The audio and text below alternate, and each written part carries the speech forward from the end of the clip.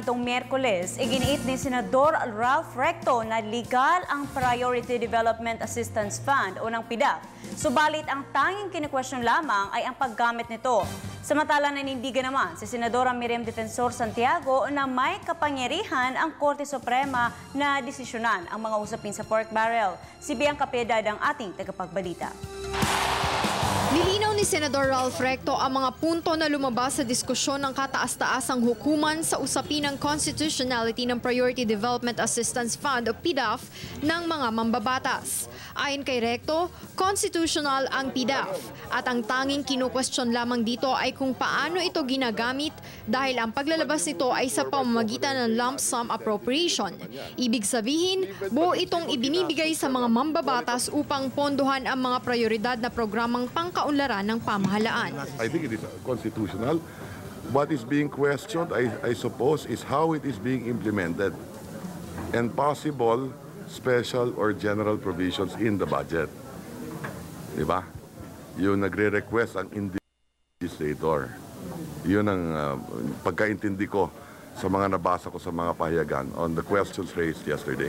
Maaari aniyang ang sinasabing hindi alinsunod sa itinatakda ng konstitusyon ang pakikialam ng mga miyembro ng Kongreso sa binuo nilang batas ay posible umanong nangangahulugan lang na hindi dapat makialam ang mga mambabatas sa pagpapatupad ng budget dahil ito ay dapat nasa ilalim na ng kapangyarihan ng ehekutibo. Yun ang sinasabi ng Supreme Court sa pagkaintindi ko, that Congress has the power over the purse. Diba? Yun ang sinasabi nila. And then it is the executive that executes the budget as well. In fact, there were discussions on i-line item yung mga budget. Sa inilabas naman na pahayag ni Senadora Miriam Defensor Santiago, sinabi nito na may kapangyarihan ng Supreme Court na magdesisyon sa mga kaso na gaya ng pork barrel. Ito ang naging sagot ni Santiago sa mga komento ng ilang pork barrel advocates na walang kapangyarihan ng SC na desisyonan ang mga nakabinbing pork cases.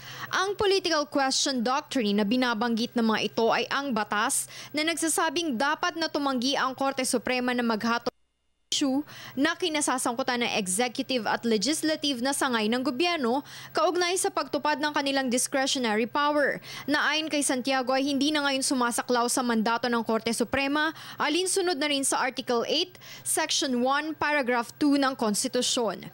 Gaya ng opinyon ni Recto, ipinaliwanag ni Santiago na ang tangi lamang ipinepresenta ng mga kasong kinu-question sa constitutionality ng pork barrel o lump sum appropriations ay kung umabuso ba sa kapangyarihan ang dalawang mataas na sangay ng gobyerno, ehekutibo man o lehislatibo sa paggasta sa kaban ng bayan.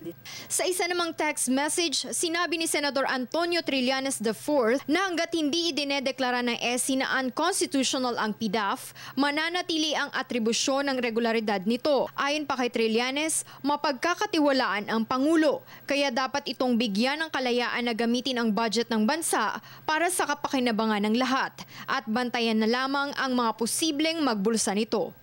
Para sa Telebisyon ng Bayan, Bianca Piedad.